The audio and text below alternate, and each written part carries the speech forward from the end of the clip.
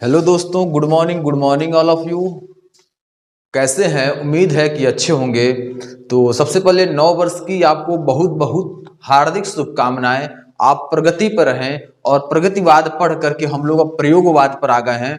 तो यह साल आपके लिए आपका लकी साल हो और आपको जल्द से जल्द ज्वाइनिंग मिल जाए। ठीक है दोस्तों, जल्द से जल्द आप एग्जाम क्वालिफाई करें और ज्वाइनिंग मिल जाए।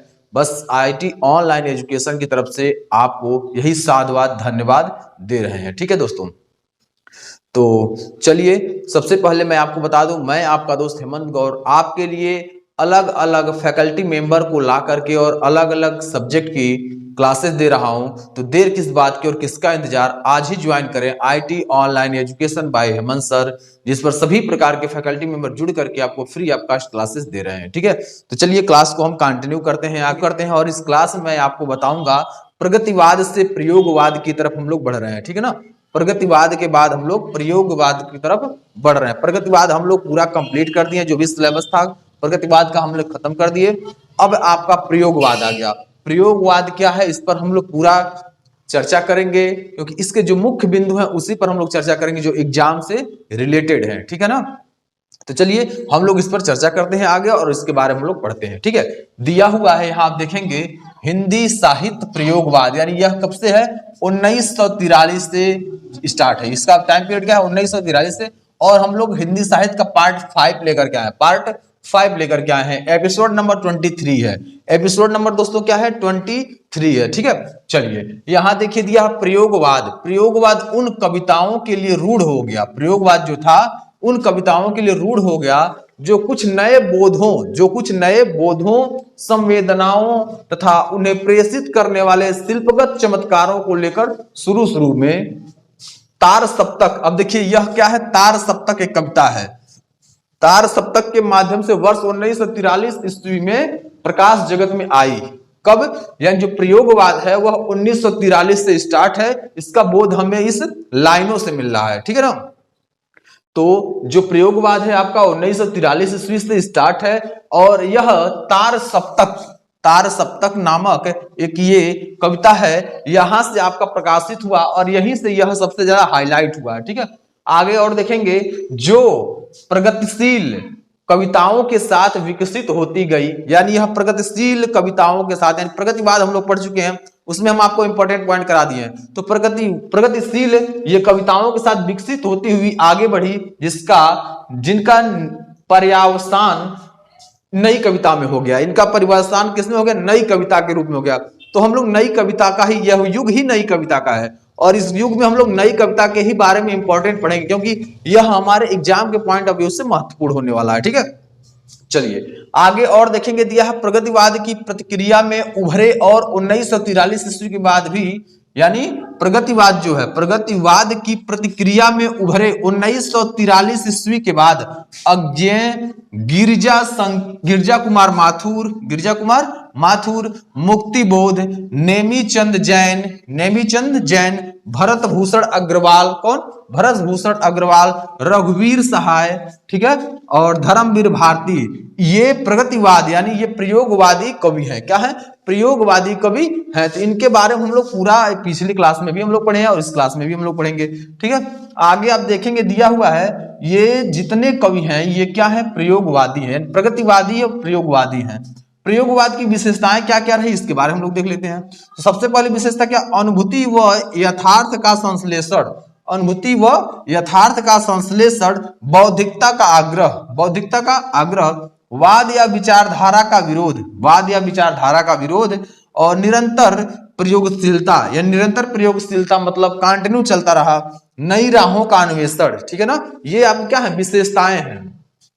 नई राहों का अन्वेषण, उसके बाद साहस और जोखिम, व्यक्तिवाद, काम संवेदना की अभिव्यक्ति, शिल्पगत प्रयोग, भाषा शैली का प्रयोग, ये सब क्या है? ये आपके प्रयोगवाद की विशेषताएं। जैसे हम लोग छायावादी की विशेषताओं को पढ़े हैं और उसके बाद भारतेंद्र युग की विशेषताओं को पढ़े हैं, द्विवेदी युग की विशेषताओं को पढ़े हैं, वैसे ही हम लोग प्रयोग और प्रगतिवाद की विशेषताओं को भी पढ़ रहे हैं। ठीक है दोस्तों, आप लोग चैनल को लाइक नहीं करते हैं, आप वीडियो को लाइक नहीं करते हैं, वीडियो को फटाफट लाइक कीजिए और चैनल को सब्सक्राइब कीजिए, बेल आइकन दबाकर ऑल नोटिफिकेशन कर लीजिए ताकि हर वीडियो का अपडेट आपको टाइमली मिलता रहे। सभी प्रकार के स्टडी मटेरियल आपको यही प्रोवाइड किए जाएंगे, कहीं और जाने की आवश्यकता नहीं है। आप डिस्क्रिप्शन बॉक्स में जाइए, डिस्क्रिप्शन बॉक्स में सभी प्लेलिस्ट बनी हुई है, आप अपने कोर्स के अनुसार उसमें जाकर के ज्वाइन कर सकते हैं। और सोशल मीडिया प्लेटफॉर्म दिया है, वहां जाकर फॉलो कर लें ताकि सभी स्टडी मटेरियल वहां आपको प्रोवाइड किया जाए, ठीक है, पीडीएफ के रूप में और टेस्ट के रूप में, ठीक है ना। तो कुछ पंक्तियां मैं आपके लिए बयां कर रहा हूं। अपनी जिंदगी को यूं ही बनाए रखें, अपनी जिंदगी को यूं ही बनाए रखें, उत्साह का दिया हमेशा जलाए रखें, उत्साह का दिया हमेशा जलाए रखें। चलते चलते एक दिन मंजिल मिल ही जाएगी, चलते चलते मंजिल एक दिन मिल ही जाएगी। आगे बढ़ने का हौसला बनाए रखें, आगे बढ़ने का हौसला बनाए रखें। तो हमें हौसले को अपने मजबूत करके जो भी काम करना है तन मन से करना है, ठीक है। अब देखिए अगला पॉइंट जो दिया है, शिल्प के प्रति आग्रह देखकर ही इन्हें आलोचकों ने रूपवादी तथा इनकी कविताओं को रूपाकाराग्रही कविता कहा। क्या कहा? रूपाकाराग्रही कविता, रूपाकाराग्रही कविता कहा। यानी इनके जो भी आलोचक थे, इनके कविता को रूपाकाराग्रही कविता का नाम दे दिया। तो दोस्तों उम्मीद है कि आपको प्रगतिवाद, प्रयोगवाद ये आपका समझ में आ गया। अगर कहीं सस्पेंस हो तो आप कमेंट बॉक्स में लिखें, मैं उसे आपका जो भी सस्पेंस रहेगा उसे क्लियर कर दूंगा। और यह आपका यहाँ आज साहित्य खत्म हो जाएगा। साहित्य का आपका कोई भी पॉइंट बचेगा नहीं, प्रैक्टिस सेट बचेगा। तो प्रैक्टिस सेट मैं पीडीएफ के द्वारा कराऊंगा ताकि अधिक से अधिक प्रश्न करा सकूं। इस पर आपको कराएंगे तो बहुत कम प्रश्न होंगे, लेकिन जब पीडीएफ के माध्यम से कराएंगे तो बहुत ज्यादा आपको प्रश्न मिलेंगे देखने के लिए। तो दोस्तों आप सभी जानते ही हैं, सभी फैकल्टी मेंबर जुड़ करके आपको फ्री ऑफ कास्ट क्लासेस या पेड क्लासेस दे रहे हैं, लेकिन आपको किसी प्रकार का लाइक, सब्सक्राइब और शेयर करने का चार्ज नहीं देना होता है।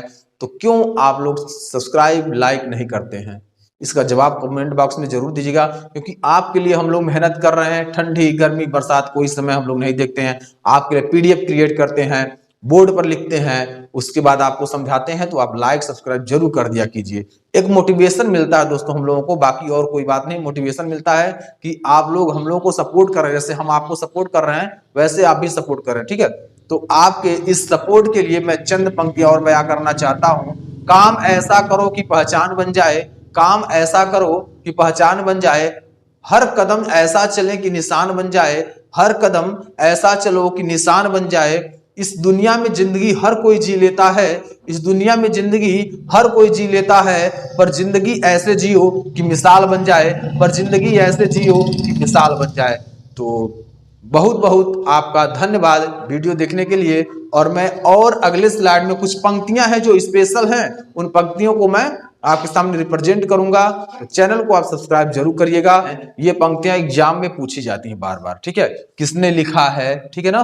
तो इस पंक्ति में हम लोग बात करें किसने लिखा है और कौन सी पंक्ति है जो बार बार एग्जाम में आती है। तो ये आपका प्रयोगवाद का है। हमने छायावादी युग का, भारतेंदु युग का और द्विवेदी युग का और प्रगतिवादी युग का, सभी वादी युगों का जो हमने पंक्तियां बताया वो सभी पंक्तियां एग्जाम के पॉइंट ऑफ व्यू से इंपॉर्टेंट हैं। तो हम इस पंक्ति में भी बताएंगे जो इंपॉर्टेंट पंक्तियां हैं, ये पंक्तियां एग्जाम में आने वाली हैं।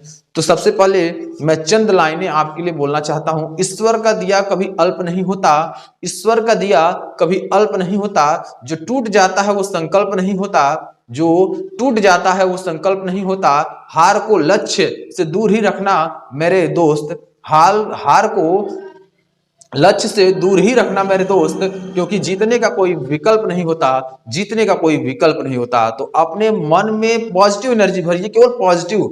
जब पॉजिटिव आप भरेंगे तो निगेटिव ऐसे ही दूर हो जाएगा और अपने लक्ष्य की प्राप्ति आप कर जाएंगे, ठीक है। तो चलिए हम लोग कुछ पंक्तियां हैं, इन पंक्तियों को पढ़ते हैं। सबसे प्रसिद्ध पंक्ति जो है यहां दिया हुआ है, हम तो सारा का सारा लेंगे जीवन, हम तो सारा का सारा लेंगे जीवन, कम से कम वाली बात ना हमसे कहिए।